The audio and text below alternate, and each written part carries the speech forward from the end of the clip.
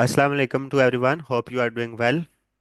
GK and geography 1000 MCQ series ये आज से हम स्टार्ट करेंगे। इससे पहले मैं आपको बताता चलूँ कि हमने ईडीएस की 1000 MCQ series with with association मुकम्मल की है, जो कि 2016 से 2025 तक जितने भी पास पेपर में पंजाब पब्लिक सर्विस कमीशन के थ्रू क्वेश्चन पूछे गए हैं वो हमने कवर किए हैं। और हमने सिर्फ ये नहीं है कि क्वेश्चन को कवर कर दिया, हमने विद एसोसिएशन उन चीज़ों को किया है। अब जो बंदा वो सीरीज़ कर लेगा उसका ईडीएस पाकिस्तान के किसी भी competitive एग्जाम में आए वो उसका 100% इंशाल्लाह क्लियर होगा। अच्छा, अब इसके साथ हमारी जो पाक स्टडी की सीरीज़ है वो कंटिन्यू है। ठीक है, आप उसको विज़िट करें, देखें।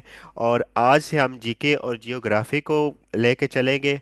और इसी तरह जिस तरह ईडीएस को हमने कंप्लीट किया है स्टेप बाय स्टेप, इसको भी इसी तरह कंप्लीट करेंगे और सारी चीज़ों को हम एसोसिएशन के साथ लेके चलेंगे। अच्छा, जीके और जियोग्राफी का थोड़ा सा हम स्ट्रक्चर देखें तो ये पीपीएससी के हवाले से देखें तो ये आपका 20 से 25 नंबर का कवर होता है। इसी तरह एफपीएससी में भी 20 नंबर तक कवर होता है। और बाकी जितने भी डिपार्टमेंटल एग्ज़ाम या किसी भी प्रोविंस की जो पब्लिक सर्विस कमीशन होता है वो जो एग्ज़ाम लेता है उसमें ये तकरीबन जो वेटेज रखता है 25 नंबर का, ओवरऑल ये वेटेज रखता है। तो ये जब आप विद एसोसिएशन चीज़ों को कर लेंगे तो आपकी ये सारी चीज़ें इंशाल्लाह 100% क्लियर हो जाएंगी। और इस सीरीज़ को करने के बाद आपको कहीं किसी मतलब कभी किसी सोर्स पे जाएं, कभी किसी सोर्स पे जाएं, जो स्पेशली न्यू स्टूडेंट्स आते हैं और उनके लिए मसाइल होते हैं कि वो कभी किसी सोर्स को कंसल्ट कर रहे होते हैं, कभी किसी को, और इसी तरह उनका 1 2 साल 3 साल निकल जाते हैं इसी चीज़ में और जॉब जो है वो सिक्योर नहीं कर पाते। तो ये आपको टू द पॉइंट हर चीज़ मिलेगी। तो इस चीज़ को प्रॉपर करें और बाकी लोगों के साथ भी शेयर करें, और स्पेशली उनके साथ शेयर करें जो मतलब चीज़ें इतनी अफोर्ड नहीं कर सकते, एकेडमीज़ की फीसिस और सारे मामला, तो उनके लिए ये बहुत बेनिफिशियल होगा और ओवरऑल ये सबके लिए बेनिफिशियल है। तो चले जी, आज के स्टार्ट करते हैं लेक्चर को। आज का क्वेश्चन नंबर 1 है हमारा कि philology is the study of. Philology किस चीज़ की स्टडी है? तो जो लैंग्वेजेस की स्टडी है उसको हम कहते हैं फिलोलॉजी। ठीक है, लैंग्वेज की स्टडी को हम कहते हैं फिलोलॉजी। इसके साथ हम देख लेते हैं कि मसल्स की स्टडी को क्या कहते हैं और बोन्स की स्टडी को क्या कहते हैं। तो जो बोन्स की स्टडी होती है उसको हम कहते हैं ऑस्टियोलॉजी। ठीक है, ऑस्टियोलॉजी जो है वो बोन्स की स्टडी है। ठीक है, और इसके अलावा अगर हम देखें तो मसल्स की स्टडी को हम क्या कहते हैं? तो मसल्स की स्टडी को मायोलॉजी कहते हैं। तो ये देखें आप, इसके इस तरह आपके ये 3 क्वेश्चन जो है ना वो एक क्वेश्चन को कवर करने से क्लियर हो रहे हैं कि फिलोलॉजी तो लैंग्वेज की स्टडी को कहते हैं, मसल्स की स्टडी को मायोलॉजी कहते हैं और बोन्स की स्टडी को ऑस्टियोलॉजी कहते हैं। तो ये एसोसिएशन का ये फ़ायदा होता है कि अगर आप मतलब 100 क्वेश्चन करते हैं तो आपके ओवरऑल 400 क्वेश्चन जो हैं वो कंप्लीट हो रहे होते हैं, 300 to 400 क्वेश्चन। और विद विद एसोसिएशन और विद पेपर ओरिएंटेड कवर हो रहे होते हैं। अच्छा जी, नेक्स्ट क्वेश्चन है कि व्हाट इज मेंट बाय अपायरे। अपायरे का क्या मतलब है? तो जहाँ बीज को मतलब जो शहद की मक्खियाँ होती हैं उनको जहाँ रखा जाता है उसको अपायरे कहते हैं। अच्छा, ये देखें, place where dogs are kept, उस चीज़ को क्या कहते हैं? उसको कैनल कहते हैं। ठीक है, जहाँ डॉग्स को रखा जाता है उसको कहते हैं कैनल। इसी तरह अगर हम देखें place way for breeding silk warm, तो जहाँ सिल्क वार्म की ब्रीडिंग हो रही होती है उसको क्या कहते हैं? उसको सेरीकल्चर कहते हैं। ब्रीडिंग की सिल्क वार्म के लिए सेरीकल्चर उस चीज़ को हम कहते हैं। ठीक है, तो ये place where dogs are kept are called kennel, और ब्रीडिंग की सिल्क वार्म के लिए सेरीकल्चर, और जहाँ बीज को रखा जाता है उसको अपायरे कहते हैं। अब कोई भी क्वेश्चन आए इन तीनों में से, इस दफ़ा उसने बीज का पूछ लिया, नेक्स्ट टाइम वो डॉग्स का पूछ सकता है या सिल्क वार्म का ब्रीडिंग का पूछ सकता है, तो आप आसानी से बता सकते हैं। नेक्स्ट हमारा क्वेश्चन है कि the capital city of New Zealand. New Zealand का हमने कैपिटल बताना है, तो न्यूजीलैंड का जो कैपिटल सिटी है वो वेलिंगटन है। ठीक है, और ऑकलैंड उसका फेमस सिटी, ऑकलैंड जहाँ क्रिकेट के मैच वगैरह भी अक्सर आपको देखने को मिलते हैं होंगे। अच्छा, कैनबरा जो है वो किस का कैपिटल है? तो ये ऑस्ट्रेलिया का कैपिटल है। ठीक है, ऑस्ट्रेलिया का कैपिटल जो है वो कैनबरा है। अच्छा, ये आपने थोड़ा ध्यान रखना है कि ऑस्ट्रेलिया में कंफ्यूज होते हैं स्टूडेंट्स काफ़ी कि कैनबरा इसका कैपिटल है और जो सिडनी है वो इसका फेमस सिटी है। ठीक है, लोग सिडनी और वो दोनों ऑप्शन दे रखते हैं। ठीक है, कंफ्यूज करने के लिए दोनों ऑप्शन दे देता है, तो आपने कंफ्यूज नहीं होना, आपने चीज़ों को प्रॉपर वे से करना है। अगर हम डरबन को देखें तो ये डरबन एक पोर्ट है, और ये पोर्ट कहाँ है ये आपको पता होना चाहिए, ये साउथ अफ्रीका में है जी। ये पोर्ट जो है ये साउथ अफ्रीका में है। ठीक है, ये डरबन पोर्ट आपकी साउथ अफ्रीका में है। तो हमारा मेन क्वेश्चन यही था कि कैपिटल सिटी ऑफ न्यूजीलैंड का क्या है, वो वेलिंगटन है। कैमरा किसका कैपिटल है, और सिडनी और कैमरा में आपने कंफ्यूज नहीं होना, ये चीज़ आपने मद्देनजर रखनी है। नेक्स्ट हमारा क्वेश्चन है कि ब्रोस्टल जेल या इंस्टीट्यूशन आर मेंट फॉर। तो ब्रोस्टल जेल या इंस्टीट्यूशन जो होते हैं वो किस लिए बनाए जाते हैं, उनका मेन ऑब्जेक्टिव क्या होता है। तो ये जो जुवेनाइल प्रिजनर्स होते हैं, जुवेनाइल प्रिजनर्स क्या होते हैं कि वो वाले प्रिजनर जो वो वाले बच्चे, स्टूडेंट्स या बच्चे जो क्राइम को कमिट करते हैं अंडर द एज ऑफ 18। ठीक है, क्राइम कमिट करते हैं अंडर द एज ऑफ 18। ठीक है, जो 18 ईयर्स की एज के अंदर अंदर मतलब कोई भी उनसे क्राइम कमिट हो जाता है तो उसको कहते हैं जुवेनाइल प्रिजनर, या डेलिंक्वेंसी क्वेंसी भी कहते हैं इसको। तो उसके लिए जो इंस्टीट्यूशंस होते हैं, जो स्पेशल इंस्टीट्यूशन बनाए जाते हैं, उनको कहते हैं ब्रोस्टल्स या जेल या इंस्टीट्यूशन। तो ये आपको पता होना चाहिए, और बाकी ये पता होना चाहिए कि जुवेनाइल किस चीज़ को कहते हैं। तो जो क्राइम कमिट करते हैं अंडर द एज ऑफ 18 उसको कहते हैं जुवेनाइल। अच्छा जी, नेक्स्ट क्वेश्चन है हमारा कि union jack is the name of the flag of which country. तो जो यूनियन जैक है वो किस कंट्री के फ्लैग का नेम है, तो ये यूनाइटेड किंगडम की जो है उसका नेम है। यूनाइटेड किंगडम अगर हम जिक्र करें तो आजकल तो इंग्लैंड है ना, इंग्लैंड सबको पता है कि इंग्लैंड। तो यूके जो है वो बेसिकली किस किस चीज़ पे अगर हम कितनी कौन कौन से अब करंट एरा में किस किस चीज़ को मिलाएं तो यूके बनता है, तो हम बेसिकली इंग्लैंड को, इंग्लैंड, और उसके अलावा अगर हम नॉर्दर्न आयरलैंड, ये जो आयरलैंड है, ठीक है, नॉर्दर्न आयरलैंड, अब तो वो आयरलैंड बन गया, उस वक्त ये नॉर्दर्न आयरलैंड था क्योंकि वो नॉर्थ साइड पे था इस वजह से। और स्कॉटलैंड प्लस वेल्स, क्या ये मैच वगैरह भी आपके अक्सर आपको देखने को मिलते हैं। तो यहाँ इन चारों को मिलाएं तो वो क्या बन जाता था, यूनाइटेड किंगडम। ठीक है, तो ये आपको इसका ध्यान रखना है। अच्छा, उसके अलावा इसमें कनाडा का आप कैपिटल बता सकते हैं, तो कनाडा का क्या कैपिटल है, Ottawa. Ottawa is the capital Canada. और इंग्लैंड का आपको कैपिटल पता ही है, London is the capital of England. तो ये चीज़ें आप साथ बता सकते हैं। नेक्स्ट हम देखेंगे, नेक्स्ट क्वेश्चन है कि who wrote the book being and nothingness. Being and nothingness ये बुक किसने लिखी, तो ये जीन पाउल साल्टन ने लिखी। तो बाकी अगर हम बर्टन रसल्स जो ऐसे के हवाले से इसके काफ़ी मतलब काम है, और जियो पॉलिटिक्स पे काफ़ी काम है, इसकी एक फेमस बुक है द प्रिंसिपल ऑफ मैथमेटिका। ठीक है, वो इसने लिखी। इसकी जो फेमस बुक है वो कौन सी है, द प्रिंसिपा, या प्रिंसिपल जिसको कहते हैं, प्रिंसिपा ऑफ मैथमेटिका, यानी मैथमेटिक्स। ठीक है, वो इसकी बुक है। तो ये पूछा जा सकता है कि who wrote the principle of Mathematica, तो ये आप बता सकते हैं कि बर्ट्रैंड रसल जो है वो उन्होंने प्रिंसिपल ऑफ मैथमेटिका लिखी। ठीक है, और जो हमारा मेन क्वेश्चन है कि बीइंग एंड नथिंगनेस किसने लिखी, तो ये जीन पॉल सार्टर ने इसको लिखा। नेक्स्ट हमारा क्वेश्चन है the first Muslim Nobel peace prize winner was. तो हमने बताना है कि जो फर्स्ट मुस्लिम था उसका क्या नाम था जिसने पीस का प्राइज लिया, नोबेल पीस का प्राइज लिया। तो वो था अनवर सदात, उसका नाम अनवर सदात था, और उसका ताल्लुक इजिप्ट यानी मिस्र से था। ठीक है, और इसी तरह इसको ये जो पीस प्राइज अगर हम इसका देखें, इसको कब ये पीस प्राइज मिला, तो ये 1978।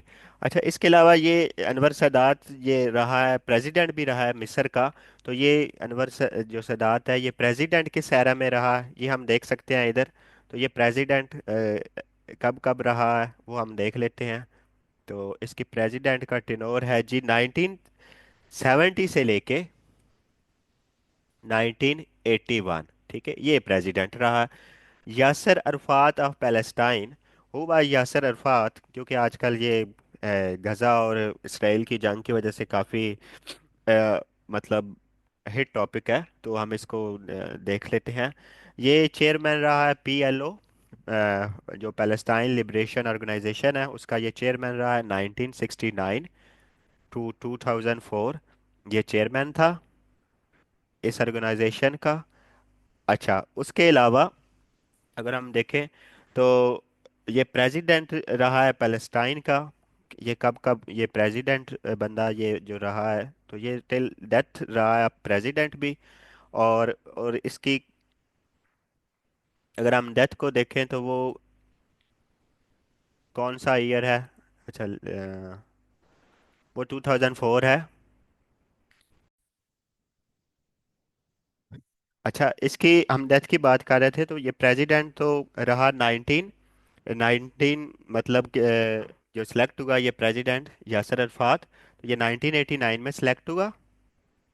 और टिल हिज डेथ यानी 2004 नवंबर 2004 में इसकी डेथ हुई, तो उस वक्त तक ये प्रेसिडेंट रहा। अच्छा, इसका ये क्वेश्चन आ सकता है कि ये कब फौत हुआ, तो ये 11 नवंबर 2004 को ये पास पेपर में क्वेश्चन आया भी, आपको नज़र भी आ जाएगा, और वैसे आपने याद भी कर लेना है कि 11 नवंबर 2004 को इसकी डेथ हुई है।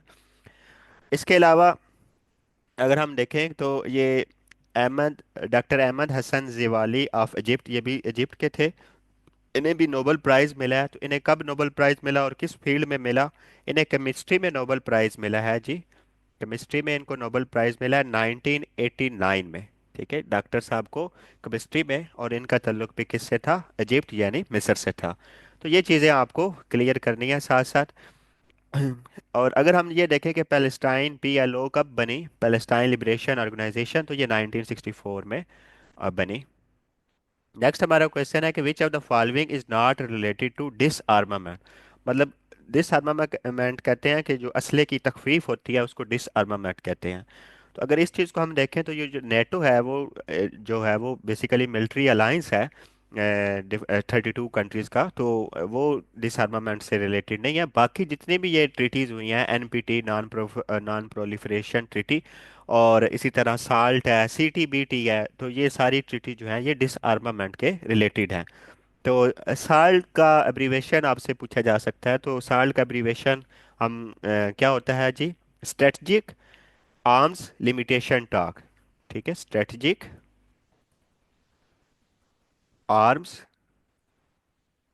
स्ट्रेटजिक आर्म्स और लिमिटेशंस टास्क इसको बोलते हैं। ये होती है जी साल्ट। इस तरह अगर हम देखें कि CTBT की किसकी फॉर्म है, तो ये comprehensive nuclear test ban treaty है। कंप्रिहेंसिव,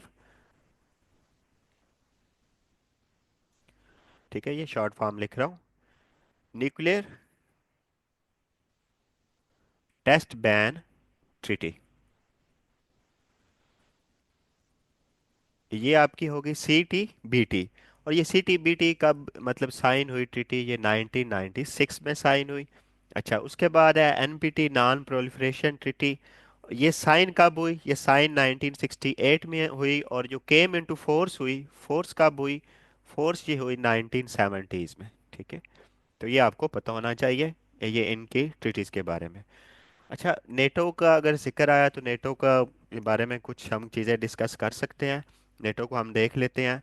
नेटो कब बनी, साइन इसके कब हुए? ये 4 अप्रैल 19, ये नेटो के बारे में हम बता रहे हैं। ये 4 अप्रैल 1949। एक तो ये बात पता होनी चाहिए। ये साइन कहाँ हुए?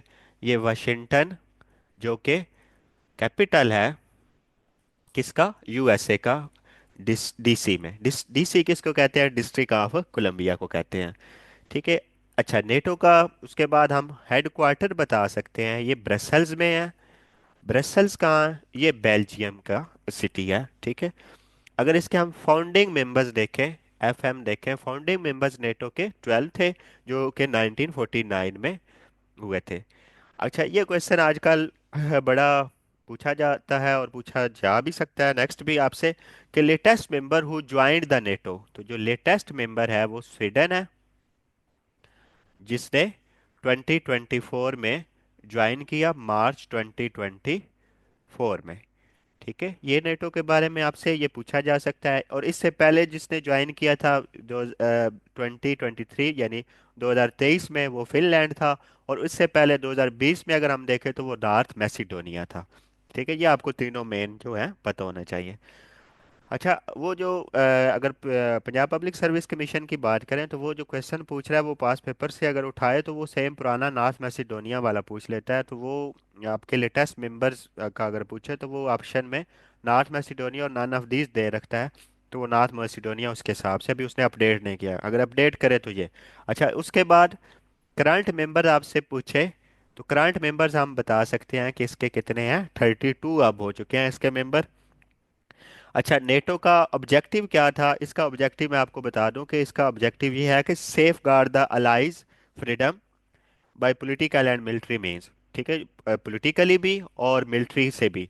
जितने भी इसके अलाइज हैं यानी जो 32 मेंबर्स हैं, उनकी जो सेफ गार्ड की है सिक्योरिटी, वो इनकी एक दूसरे की कंबाइन है। ठीक है, यानी इसका मतलब ये है कि अगर कोई कंट्री इन नेटो मेंबर्स में से कोई और कंट्री जो है इन 32 के अलावा कोई उनमें इन 32 में से किसी एक पे भी हमला करती है, तो फिर जो सारी जो इनको जो रिस्पांस आएगा वो इन 32 कंट्रीज की तरफ से आएगा। ठीक है, और जो इसका सेक्रेटरी जनरल है, जो करंट सेक्रेटरी जनरल है, उसको हम अगर देखें तो वो मार्क रूटे है। ठीक है, मार्क रूटे। इसका ताल्लुक जो है वो नेदरलैंड से है। ठीक है, ये डच है। इसका ताल्लुक नेदरलैंड से है। अच्छा, सेक्रेटरी जनरल की टर्म वो पूछ लेता है कि उसकी टर्म की लेंथ कितनी है। ये बड़ी दफ़ा क्वेश्चन आपको देखने को मिल सकता है। तो उसकी टर्म की लेंथ है 4 इयर्स। ठीक है, नेटो जनरल का जो सेक्रेटरी होता है उसकी टर्म लेंथ 4 साल होती है। और ये जो करंट सर्व कर रहा है ये उसका 12 सेक्रेटरी जनरल है। ठीक है, और जो इसकी लैंग्वेजेस हैं, अगर हम इसकी लैंग्वेजेस देखें तो इसकी दो ऑफिशियल लैंग्वेजेस हैं। एक इंग्लिश है और दूसरी फ्रेंच है, E एंड F है। ठीक है, और ये टाइप कौन सी है ट्रिटी की? तो वो मैं पहले भी बता चुका हूँ कि ये एक मिलिट्री अलायंस है।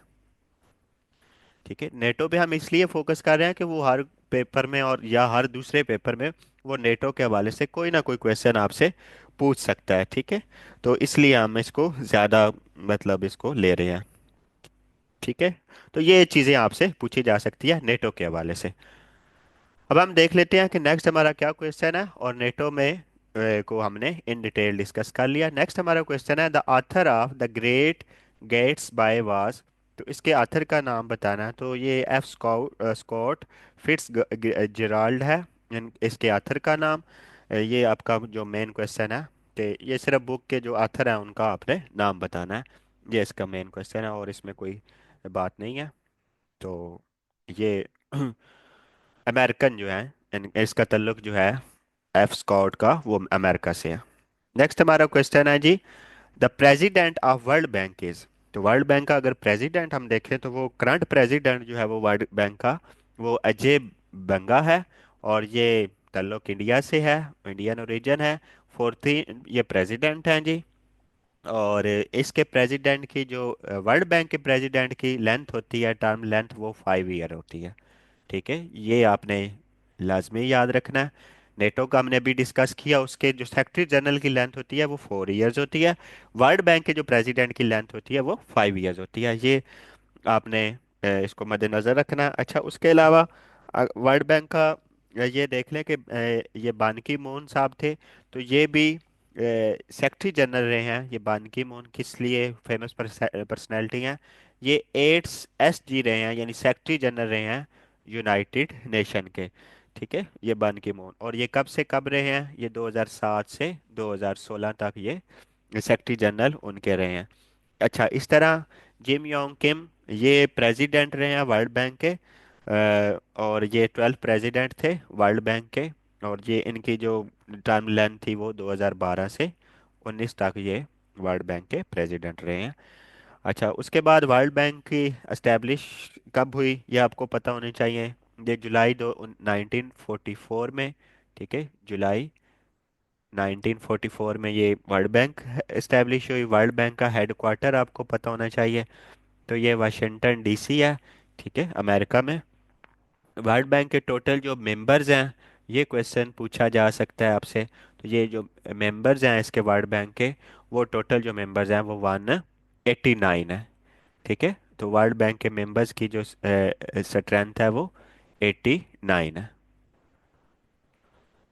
नेक्स्ट हम देखें तो और क्या इसके एसोसिएशन में हम क्वेश्चन कर सकते हैं। अच्छा, ये इसके मेंबर्स लिख लें, 189 है। अच्छा, उसके अलावा वर्ल्ड बैंक का जो नेम है, वर्ल्ड बैंक किस चीज़ से बनता है, तो ये IBRD।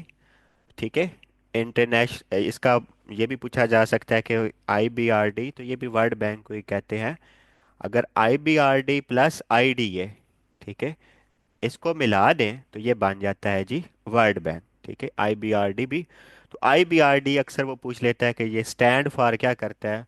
तो ये international bank for reconstruction and development. I से इंटरनेशनल, B से बैंक, R से रिकंस्ट्रक्शन, और एंड और D से डेवलपमेंट। ठीक है, और ये इंटरनेशनल डेवलपमेंट एसोसिएशन IDA होती है। ठीक है, और ठीक है, ये साइन हुआ था इसका, ये सब कुछ हो गया, हमने बाकी चीज़ें इसकी डिस्कस कर ली। तो आई होप कि वर्ल्ड बैंक के बारे में कोई क्वेश्चन भी आए तो आप इजीली अब क्रैक कर लेंगे इसको। अब हम देखते हैं हमारा नेक्स्ट क्वेश्चन क्या है। नेक्स्ट हमारा क्वेश्चन है कि जो सैमसंग है is a big multinational company which markets electronic goods in Pakistan. Headquarter of this company, हमने सैमसंग का हेडक्वार्टर बताना है, तो ये साउथ कोरिया जो है वो वहाँ इसका हेडक्वार्टर है सैमसंग का। ठीक है, साउथ कोरिया। ठीक है, आजकल ये न्यूज़ में भी है वो उसके प्रेसिडेंट की इम्पीचमेंट के हवाले से। तो जो मतलब ये फर्स्ट सिटिंग प्रेसिडेंट है जिसके खिलाफ इम्पीचमेंट वगैरह का अमल हो रहा है। तो कोरिया का जो कैपिटल है वो सियोल है। ठीक है, ये आपको पता होना चाहिए। साउथ कोरिया और नॉर्थ कोरिया दो, मतलब दो डिवीजन है, और साउथ कोरिया का कैपिटल सियोल है।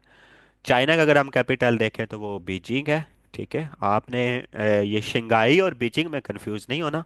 ये शंघाई भी दिया, शंघाई उसका लार्जेस्ट बाय पॉपुलेशन सिटी है, लेकिन बीजिंग जो है उसका कैपिटल है। जापान का अगर हम देखें तो जापान का कैपिटल टोक्यो है जो करंटली है। और टोक्यो को अगर हम पुराना नाम देखें तो ये EDO है। ठीक है, ईडो है। ठीक है, और इससे पहले जो था इसका कैपिटल वो क्योटो था। ठीक है, जहाँ क्योटो प्रोटोकॉल भी साइन हुआ है। तो ये चीज़ें आपको इस क्वेश्चन के हवाले से पता होनी चाहिए। नेक्स्ट हम देखते हैं कि हमारा नेक्स्ट क्वेश्चन क्या है। नेक्स्ट क्वेश्चन है कि in which city of Russia, ST से मुराद होता है saint saint basil's cathedral is located. तो ये सेंट बेसल कैथीड्रल कहाँ लोकेटेड है, ये Moscow. Moscow is also the capital of Russia. ठीक है, ये रशिया का क्या है, कैपिटल है। इसके अलावा अगर हम ये देखें कि ये जो आपका सेंट पेटर्सबर्ग जो है ये रशिया की सेकंड लार्जेस्ट सिटी है। ये है इसकी second largest city of Russia. ये रशिया की आपकी सेकंड लार्जेस्ट सिटी होगी। ठीक है, तो ये चीज़ें आपको इस हवाले से पता होना चाहिए। और Moscow is also the capital of Russia, ये लाजमी पता होना चाहिए। कभी कभी वो क्वेश्चन पूछ लेता है कि what is the capital of Russia, तो आप बता सकते हैं। नेक्स्ट हमारा क्वेश्चन है कि 18th of July has officially been declared by dash as a Mandela Day. Yes, Mandela Day से मुराद नेल्सन मंडेला डे। ठीक है, तो ये किसने 18th जुलाई, एक तो आपको पता चल गया कि 18 जुलाई कौन सा डे है, वो मंडेला डे है। किसने डिक्लेयर किया, यूनाइटेड नेशन ने डिक्लेयर किया। इस तरह वर्ल्ड बैंक का हम पीछे भी डिस्कस कर चुके हैं। इसका हेडक्वार्टर आप इधर बता दें, वाशिंगटन DC है। कब फॉर्म हुई, 1944 में, जुलाई 1944 में। और इसका जो करंट प्रेसिडेंट है वो 14th है, और उसकी टर्म लेंथ 5 years है। और इसके अलावा अगर हम डिस्कस करें तो ये इसका नाम है अजय बंगा, और ये इंडियन ओरिजिन से ताल्लुक है इसका। अच्छा, उसके अलावा अगर हम USA को देखें तो USA का जो इंडिपेंडेंस डे है वो भी जुलाई में ही है, लेकिन वो 4th जुलाई है। 4th जुलाई 1776। ठीक है, इसने ब्रिटेन से इंडिपेंडेंस ली। ठीक है, ये चीज़ें आपको पता होनी चाहिए इस क्वेश्चन के हवाले से। नेक्स्ट देखते हैं कि नेक्स्ट हमारा क्या क्वेश्चन है। नेक्स्ट हमारा क्वेश्चन है कि the capital city of Zimbabwe is. ठीक है, तो हमने जिम्बाब्वे का बताना है कि ये किसका कैपिटल, इसका कैपिटल क्या है। तो ये हरारे जो है वो जिम्बाब्वे का कैपिटल है। इसी तरह बोलावियो या मुटेरे, ये दोनों जो सिटीज़ हैं ये किसकी हैं, ये भी जिम्बाब्वे की हैं। और ये कैडोमा जो है ये जापान की सिटी है। ठीक है, ये जापान की सिटी है, कैडोमा जापान की सिटी है, बाकी मोटेरे एंड बुलियावियो ये दोनों किसकी हैं, जिम्बाब्वे की सिटी हैं। बाकी हिरारे जो है उसका कैपिटल है जिम्बाब्वे का। नेक्स्ट हम देखते हैं, नेक्स्ट हमारा क्वेश्चन है कि Qantas airways is the airline of, तो कंतास एयरवेज जो है वो किसकी एयरलाइन है। तो कंतास जो है वो ऑस्ट्रेलिया की एयरलाइन है। इसी तरह कतर एयरवेज कतर की है, कनाडा एयरवेज कनाडा की है, जापान एयरवेज जापान की भी है, मतलब जापान एयरवेज के नाम से। और कतर का अगर कैपिटल आप देखें तो ये दोहा है। जो लास्ट फुटबॉल वर्ल्ड कप 2022 में हुआ था वो कहाँ हुआ था, वो कतर यानी उस कतर में ही हुआ था। कनाडा का आप कैपिटल देखें तो ये ओटावा है। ठीक है, और ये नॉर्थ अमेरिकन कंट्री है। ठीक है, ये नॉर्थ अमेरिकन कंट्री है। जापान का अगर आप कैपिटल देखें तो वो टोक्यो है। ठीक है, और इसकी पॉपुलेशन भी लार्जेस्ट पॉपुलेशन है। और जापान का अगर ओल्ड नेम टोक्यो को आप अगर देखें तो वो क्या है, एडो है। ये चीज़ें आप इसमें बता सकते हैं।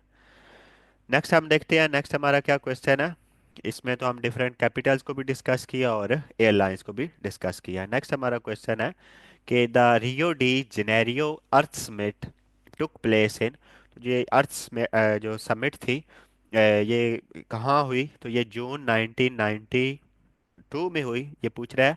और ये कहाँ हुई, Rio de Janeiro. Rio de Janeiro किसका सिटी है, तो ये ब्राज़ील का शहर है, रियो डी जेनेरियो। ठीक है, ये आपको इसके हवाले से पता होना चाहिए। ये जून 1992 में रियो डी जेनेरियो हुई। अच्छा, ये अर्थ समिट थी और इसकी बेसिकली दो आपके पास हैं एक्सटेंशन। अगर आप इसकी एक्सटेंशंस देखें तो वो दो एक्सटेंशन हैं आपके पास। एक ये थी ये केम इनटू फोर्स जो हुई है वो 2005 में हुई है। केम इनटू फोर्स जो हुई है अर्थ समिट ये 2005 में हुई है। और ये पहली थी 2005 से 2012 तक, फिर इसकी एक्सपायरेशन हुई। और फिर ये 2012 से 2020, फिर इसी दौरान पेरिस एग्रीमेंट हो गया। और वो 2015 के हवाले से आप बता सकते हैं।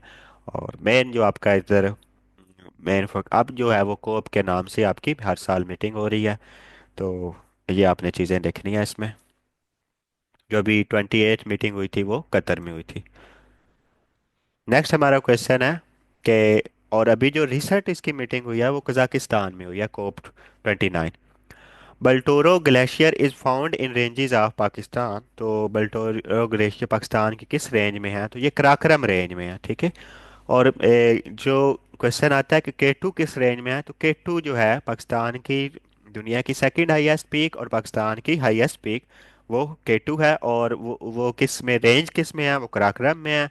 केटू का क्या कहते हैं, इसको गुडविन आस्टन भी कहते हैं। ठीक है, वो जो ब्रिटिश थे गुडविन आस्टन उसके नाम पे इसका फिर ये केटू नाम हो गया।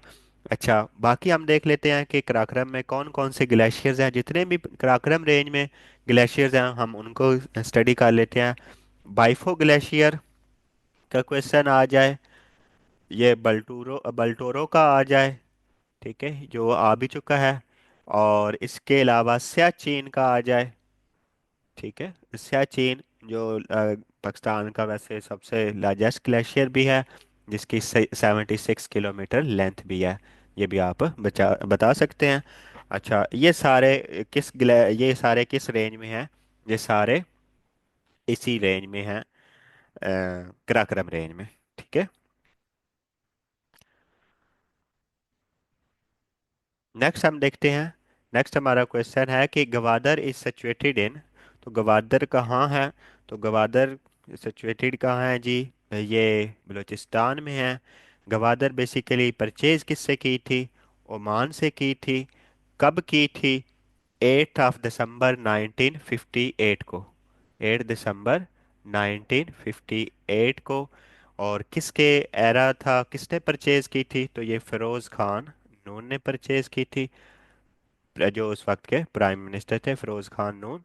अच्छा, उसके अलावा ये क्वेश्चन आपसे पूछा जा सकता है कि कितने साल हो गए 1958 तक, तो वो कितने साल ओमान के पास रही, तो 174 ईयर्स आप बता सकते हैं कि ये ओमान के पास रही। अच्छा, उसके बाद ये पाकिस्तान का हिस्सा बन गई। और ये जो गवादर है ये बलूचिस्तान के किस साइड पे है, ये आपसे पूछा जा सकता है। तो ये जो साउथ वेस्टर्न साइड है उसकी उस तरफ गवादर लाई करती है, साउथ वेस्टर्न साइड। और इसको साउथ वेस्टर्न कैपिटल भी कहते हैं बलूचिस्तान का। सदरन कैपिटल जो है वो गवादर ही है। और अभी सी पैक की वजह से ये काफ़ी इन्फ्लुएंशियल हो चुकी है। नेक्स्ट हमारा क्वेश्चन है कि जो बुलान पास है ये किस प्रोविंस में है। तो बुलान पास की अगर बात आई है तो ये बलूचिस्तान में है, पहली बात। दूसरा, किस रेंज में है। ये आपसे क्वेश्चन हो सकता है कि जो बुलान पास है वो बलूचिस्तान में तो है, लेकिन वो किस रेंज में है। तो ये टोबा काकड़ रेंज जो है उसमें है। ठीक है, ये टोबा काकड़ रेंज में है। और ये जो हिंदू काश है, जो हमारी हिंदू काश रेंज है उसके ये साउथ की तरफ है। ये पूछा जा सकता है कि हिंदू काश की ये टोबा काकड़ रेंज हिंदू काश के किस साइड पे है। तो ये हिंदू काश के साउथ की तरफ ये रेंज लाई करती है। अच्छा, दूसरा, ये बुलान पास किस किस को कनेक्ट करता है। तो ये सिब्बी और जो क्वेटा है ना, इनको आपस में मिलाता है, सिब्बी को क्वेटा के साथ। क्वेटा क्या है। क्वेटा कैपिटल सिटी है, जिस तरह पंजाब का लाहौर है इसी तरह बलूचिस्तान का क्वेटा उसका कैपिटल सिटी है। ये आप बता सकते हैं। तो ये इस तरह डिफरेंट क्वेश्चन है बुलान पास के हवाले से। मेन ये आपका क्वेश्चन है कि बुलान पास कहाँ किस प्रोविंस में है। नेक्स्ट आपसे ये पूछा जा सकता है कि ये किस रेंज में है, तो आप बता सकते हैं। ये भी पूछा जा सकता है कि ये हिंदू काश के किस साइड पे है, तो ये साउथ में है। बाकी ये कनेक्ट किस किस को करता है, तो ये सिबी को क्वेटा के साथ कनेक्ट करता है। तो ये आपने इसमें बताना है। नेक्स्ट हमारा क्वेश्चन है कि which one of the following is the oldest barrage on Indus river. तो इंडस रिवर पे जो ओल्डेस्ट बिराज है उसका क्या नेम है। तो उसको सखर बिराज। अच्छा, सखर बिराज भी कहते हैं और इसको लॉलिड बिराज भी कहते हैं, क्योंकि वो जॉर्ज लॉलिड की वजह से इसको उसी के नाम पे रखा गया था। तो इसको लॉलिड बिराज भी कहते हैं। अच्छा, हम टोटल जो बिराजेस हैं इंडस रिवर पे वो कितने हैं, वो हम बता सकते हैं। वो टोटल जो बिराज हैं इंडस रिवर पे अगर हम देखें तो वो 6 बिराजेस जो हैं वो इंडस रिवर पे हैं। अब वो कौन कौन से हैं वो हम देख लेते हैं। ये जो गुद्दू बिराज है वो भी इंडस रिवर पे है। तौनसा बिराज आपका इंडस रिवर पे है। सखर बिराज, अच्छा सखर बिराज कब इस्टेब्लिश हुआ। ये 1932। कंस्ट्रक्शन इसकी कब स्टार्ट हुई थी, 1923 में इसकी कंस्ट्रक्शन स्टार्ट हुई और 1932 में इसकी कंप्लीशन हुई, यानी ओपन ये जो हुआ, इसकी ओपनिंग जो हुई वो 1932 में हुई। अच्छा, बाकी हम 3 ब्राजीज को भी देख लेते हैं। कौन कौन से जो 6 ब्राज हैं, टोटल 6 ही हैं इंडस रिवर पे, तो 3 तो ये आपके सामने आ गए। 3 हम मजीद डिस्कस कर लेते हैं। जो चश्मा बिराज है वो भी इंडस रिवर पे है, एक चश्मा बिराज हो गया। नेक्स्ट जो जिना बिराज है वो किस रिवर पे है, इंडस रिवर पे। तो नेक्स्ट हमारा जो गुलाम मोहम्मद बिराज जिसको कोटरी बिराज कहते हैं, ठीक है। आपको ये भी पूछा जा सकता है कि कोटरी बिराज इज आल्सो नोन एज, तो इसको कहते हैं जी गुलाम मोहम्मद बिराज भी कहते हैं। तो ये 6 के 6 जो बिराज हैं, तो ये किस रिवर पे हैं, इंडस रिवर पे। इनके अलावा कोई आए इन 6 के अलावा तो वो इंडस रिवर पे डेफिनेटली नहीं होगा। वो उसके अलावा जो आपके गिवन ऑप्शंस होंगे वो आप देख लेंगे। तो बाकी ये क्वेश्चन जो है कि कोठरी बिराज को क्या कहते हैं या सखर बिराज को क्या कहते हैं, तो ये आपको पता होना चाहिए। सखर बिराज की ओपनिंग कब हुई ये आपको पता होना चाहिए। कंस्ट्रक्शन कब स्टार्ट हुई, तो ये 1923 में। तो ये क्वेश्चन आपके लिए इंपॉर्टेंट है। नेक्स्ट हमारा क्वेश्चन है कि M5 motorway being built between Sukkur and Multan. एक तो आपको ये चीज़ पता चल गई, जो M5 मोटरवे है वो किस किस के दरमियान है, वो सखर और मुल्तान के दरमियान है। दूसरा आपने बताना है, जो इधर इस क्वेश्चन में आपसे पूछा जा रहा है वो 394 मीटर इसकी लेंथ है, ठीक है, M5 की। उसके अलावा जो टोटल मोटरवेज हैं, अगर टोटल मोटरवेज हम देखें तो टोटल मोटरवेज का जो प्रोजेक्ट है वो 16 मोटरवेज हैं, जिसमें से जो 11 हैं वो ऑपरेशनल हैं। ठीक है, सारी ऑपरेशनल नहीं है। जो 11 मोटरवेज हैं वो ऑपरेशनल हैं। ठीक है, और ये जो नेशनल हाईवेज यानी मोटरवेज जो अथॉरिटी, ये कब फॉर्म हुई थी, ये 1997 में नवाज शरीफ के दौर में फॉर्म हुई थी। अगर टोटल हम लेंथ देखें इन मोटरवेज की तो वो 2567 यानी 25 और 67 ये किलोमीटर में अगर हम देखें तो ये लेंथ इनकी है। तो ये चीज़ें आप इसके हवाले से देख सकते हैं। टोटल जो अब ऑपरेशनल हो चुकी हैं वो 11 मोटरवेज हो चुकी हैं। तो ये M5 का आपको पता चल गया कि ये सक्खर और मुल्तान के दरमियान है। नेक्स्ट हमारा क्वेश्चन है जी कि Warsak dam has been build on the river. Warsak dam जो है वो किस रिवर पे बनाया गया, तो ये हम बता सकते हैं कि ये काबुल रिवर पे है। अच्छा, ये कुरंग डैम, इसका हम बता सकते हैं ये किस रिवर, इस पे कुरंग रिवर पे कौन सा डैम बनाया गया है। तो ये जो रावल डैम है जो कि इस्लामाबाद में है, ये भी पूछा जाता है कि रावल डैम कहाँ है, तो ये इस्लामाबाद। ठीक है, तो ये इस्लामाबाद में है। और इस्लामाबाद क्या है, पाकिस्तान का कैपिटल भी है। इसी तरह इंडस पे हम अभी डिस्कस कर भी चुके हैं कि इसके टोटल जो ब्राजेस इस पे हैं इंडस पे, वो कितने हैं। वो 6 ब्राज हैं, हमने अभी बड़ा डिटेल में डिस्कस किया। अच्छा, इस पे इंडस का अगर आपसे डैम पूछा जाए तो वो कौन सा है, तो जो तरबेला डैम है वो इंडस रिवर पे है। ठीक है, तरबेला डैम वो इंडस रिवर पे है। और जेलम रिवर पे जो है वो मंगला डैम है। ये आपसे क्वेश्चन हो सकता है। बाकी मजीद जो है अगर हम देखें तो जो ये इंडस है, इंडस के हवाले से इंडस वाटर ट्रीटी जो है वो आपकी फेमस है। और ये कब हुई इंडस वाटर ट्रीटी, ये 19 सितंबर 19 सितंबर 1960 में हुई। अच्छा, ये किस किस के दरमियान हुई, ये पाकिस्तान प्लस इंडिया के दरमियान हुई। और इसका मीडिएटर कौन था, यानी इस ट्रीटी को करवाने वाला कौन था, तो ये वर्ल्ड बैंक इसका मीडिएटर था। तो ये चीज़ें आपको इस क्वेश्चन के हवाले से वेल अवेयर होनी चाहिए। नेक्स्ट हम देखते हैं कि नेक्स्ट हमारा क्या क्वेश्चन है। नेक्स्ट हमारा क्वेश्चन है जी, Pakistan protested against construction of Baglihar dam because. क्यों पाकिस्तान ने प्रोटेस्ट किया, क्योंकि ये वायलेशन है इंडस वाटर ट्रीटी की, जो कि 19 सितंबर 1960 में हुई पाकिस्तान और इंडिया के दरमियान थ्रू वर्ल्ड बैंक। अच्छा, नेक्स्ट हम देख सकते हैं कि बगली हार डैम जो पाकिस्तान जिसके खिलाफ प्रोटेस्ट कर रहा है कि ये गलत है, तो ये किस पे था, ये किस रिवर पे बनाया गया, तो ये चनाब रिवर पे। ठीक है, ये चनाब, दरियाई चनाब पे ये बनाया गया है, चनाब दरिया पे बगलिहार डैम इंडिया की तरफ से ये फार्म हुआ है जिसके खिलाफ पाकिस्तान ने प्रोटेस्ट किया है। तो नेक्स्ट देखते हैं जी, नेक्स्ट हमारा क्या क्वेश्चन है। ये तो जी नेक्स्ट क्वेश्चन है कि deepest deepest ocean in the world is. तो जो डीपेस्ट ओशन है हमारा वर्ल्ड में वो कौन सा है, वो पैसिफिक ओशन है। डीपेस्ट ओशन का अगर आपसे पूछा जाए तो वो पैसिफिक ओशन है। और इसमें अगर डीपेस्ट पॉइंट पूछा जा सके वो मरियाना ट्रेंच है। ठीक है, मरियाना ट्रेंच है ये जो डीपेस्ट ओशन में, उसमें जो डीपेस्ट प्लेस है ना वो कौन सी है, मरियाना ट्रेंच। और इससे अगर मजीद वो नीचे चला जाए तो इसमें जो डीपेस्ट पॉइंट है इसका वो चैलेंजर डीप है, यानी जो इसका फ्लोर है उसको क्या कहते हैं, चैलेंजर डीप है। ठीक है, तो ये आपको ये चीज़ें पता होनी चाहिए। अच्छा, टोटल अगर ओशन का जिक्र आए तो वो 5 हैं। ये पूछा जा सकता है कि लार्जेस्ट ओशन कौन सा है, तो लार्जेस्ट पैसिफिक ही है। स्मॉलेस्ट जो है वो आर्कटिक ओशन है। स्मॉलेस्ट और लार्जेस्ट का आपको पता होना चाहिए। टोटल जो है वो 5 ओशन है। कौन कौन से, Pacific, Indian, Atlantic, Arctic and southern ocean. तो ये 5 टोटल ओशन का जिक्र आपने करना है। नेक्स्ट हम देखते हैं। नेक्स्ट हमारा क्वेश्चन है कि Trunk Bay beach is situated at. कि ट्रंक बे बीच है जो है ये कहाँ है, तो ये यूएस यूनाइटेड स्टेट में है, जो उसका वर्जन आइलैंड वहाँ ये लोकेटेड है। ये जो ट्रंक बे बीच है आपकी, तो ये यूनाइटेड स्टेट में है। तो ये इसका, तो ये जो बाली है ये कहाँ है, ये इंडोनेशिया में है। बाकी बोने और बरमूदा, बरमूदा ट्रायंगल से आपको इसको याद रख सकते हैं, ये भी पैसिफिक ओशन में ही आइलैंड है। और ये भी अमेरिका की कैटेगरी में ही आता है, उसकी टेरिटरी में ही उसको समझें। और बोने आइलैंड भी वही है। नेक्स्ट हम देखते हैं, silicon valley is famous for. Silicon valley किस के लिए मशहूर है, तो ये कंप्यूटर बिजनेस के लिए जो है ना वो सिलिकॉन वैली आपकी फेमस है। और ये सिलिकॉन वैली कहाँ है, ये कैलिफोर्निया में है जी, सिलिकॉन वैली। और कैलिफोर्निया कहाँ है, ये यूएसए में है।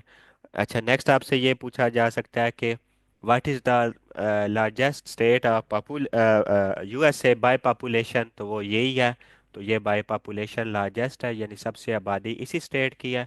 बाय एरिया अगर आपसे पूछा जाए तो वो अलास्का है।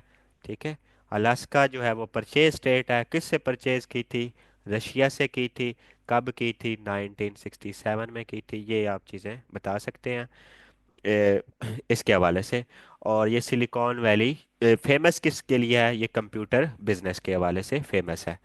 जी, नेक्स्ट हमारा क्वेश्चन है कि जो किगाली है वो कैपिटल किसका है। तो वो कैपिटल है रविंडा का। ठीक है, रविंडा एक अफ्रीकन कंट्री है, उसका जो कैपिटल है वो क्या है, किगाली। तो ये दोनों तरीकों से क्वेश्चन आ सकता है कि द कैपिटल ऑफ रविंडा या किगाली इज द कैपिटल, तो ये रविंडा के। इस तरह अगर हम देखें कि नमीबिया का कैपिटल क्या है, तो ये विंड हॉक जो है वो नमीबिया का कैपिटल है, विंड हॉक। ठीक है।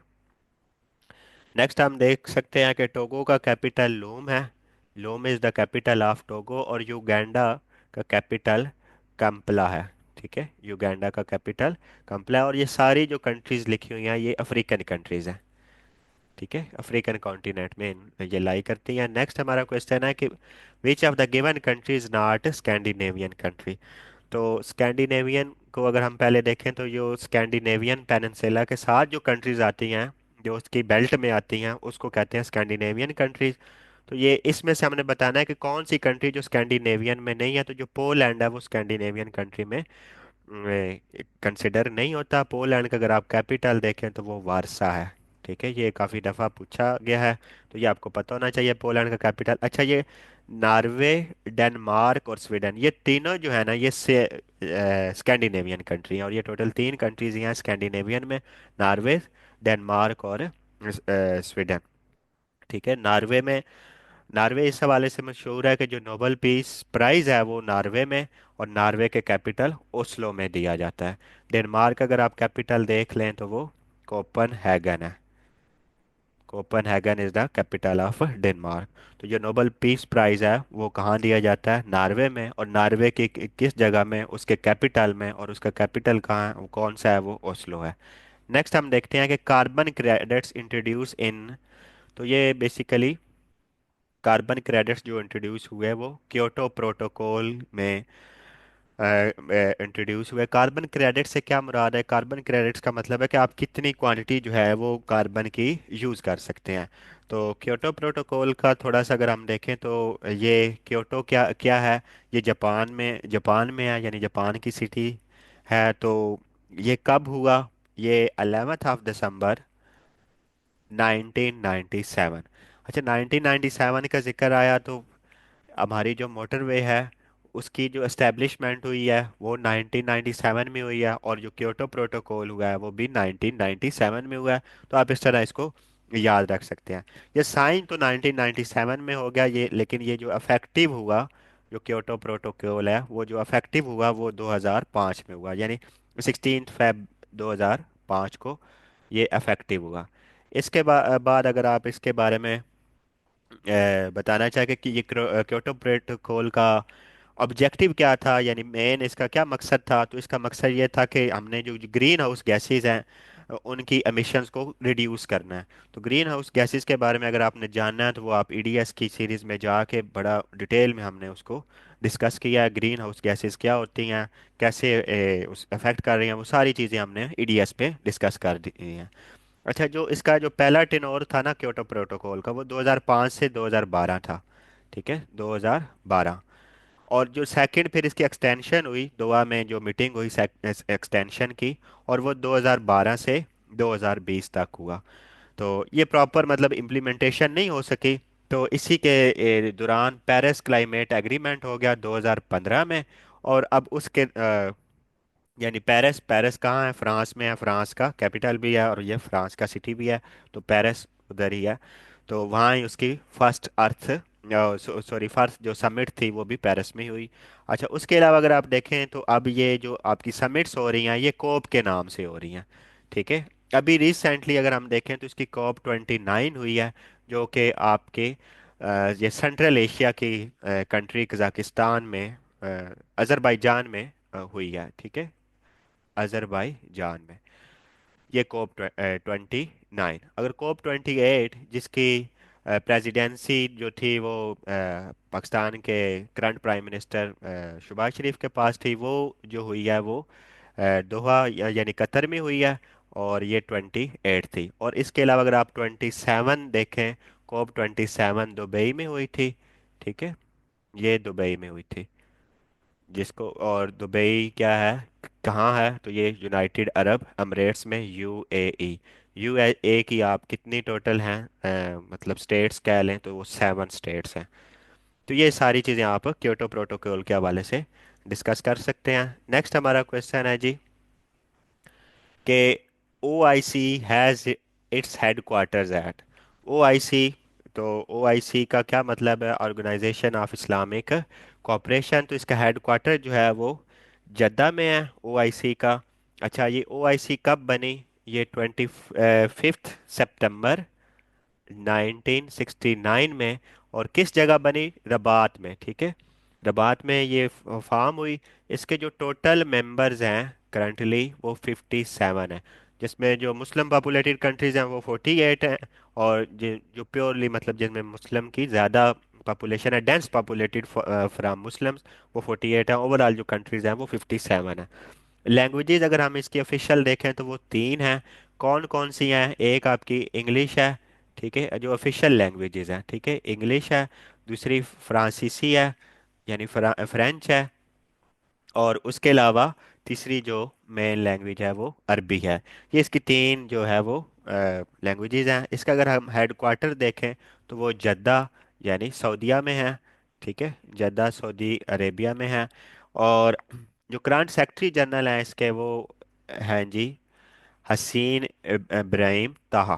ठीक है, ये हसीन इब्राहिम ताहा हैं इसके सेक्रेटरी जनरल।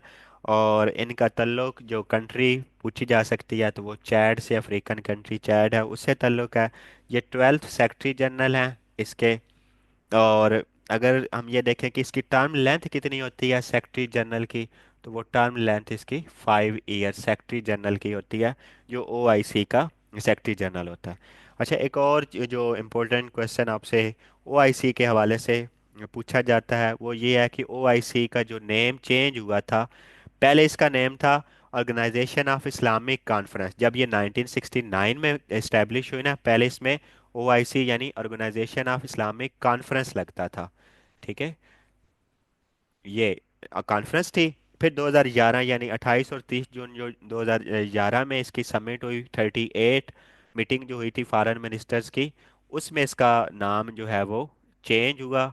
और इसका नाम चेंज होके कॉन्फ्रेंस की जगह कोऑपरेशन रख दिया गया। ठीक है, कोऑपरेशन यानी ऑर्गेनाइजेशन ऑफ इस्लामिक कोऑपरेशन, ये 2011 में। अच्छा, जो इसकी रिसेंट समिट हुई है वो गैम्बिया में हुई है। गैम्बिया जो कि एक अफ्रीकन कंट्री है, वहाँ इसकी रिसेंट समिट गैम्बिया के कैपिटल बंजोल में हुई है। ठीक है, तो ये आपको एक तो ये पता चल गया कि गैम्बिया का कैपिटल क्या है, वो बंजोल है। अच्छा, जो ये गैम्बिया है ना, ये इसका मतलब लास्ट मेंबर भी है। जो 57 मेंबर आपसे पूछा जाए ना कि ओआईसी का कौन सा है, तो वो ये गैम्बिया ही है। ठीक है, तो ये चीज़ें आपको ओआईसी के हवाले से पता होनी चाहिए। बाकी अगर हम देखें तो तेहरान किसका कैपिटल है, तो ये ईरान का कैपिटल है। कायरो आपका इजिप्ट का कैपिटल हो गया। इसी तरह इस्लामाबाद तो पाकिस्तान का कैपिटल है। तो बेसिकली ये ओआईसी के हवाले से हमारा क्वेश्चन था। तो ओआईसी के रिलेटेड जितने मैक्सिमम क्वेश्चन हो सकते थे वो हमने डिस्कस कर लिए। उसका सेक्रेटरी जनरल की लेंथ। अच्छा, आज टोटल हमने तीन लोगों की लेंथ के बारे में पढ़ा है। जो टर्म लेंथ होती है कि वो कितने साल के लिए बन सकते हैं। एक तो हमने जो वर्ल्ड बैंक का प्रेसिडेंट होता है उसकी जो लेंथ होती है, मतलब टर्म लेंथ जो होती है वो भी 5 ईयर्स होती है। जो ओआईसी का सेक्रेटरी जनरल होता है उसकी भी 5 ईयर्स होती है। लेकिन जो नेटो का सेक्रेटरी जनरल होता है उसकी जो टर्म लेंथ होती है वो 4 ईयर होती है। और जो करंट है वो मार्क रूटे फ्रॉम नेदरलैंड्स है। ठीक है, और ये चीज़ें आपको पता होनी चाहिए। तो ये थी आज की हमारी मतलब वीडियो विद एसोसिएशन, ये हमारा आज का लेक्चर था। होप सो आप लोगों ने इस लेक्चर को एंजॉय किया होगा।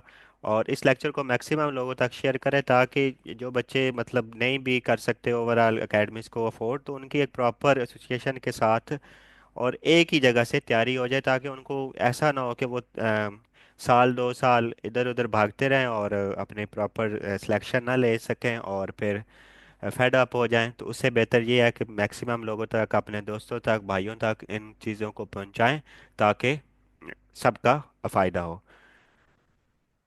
तो ओके, अल्लाह हाफिज़ फॉर टुडे।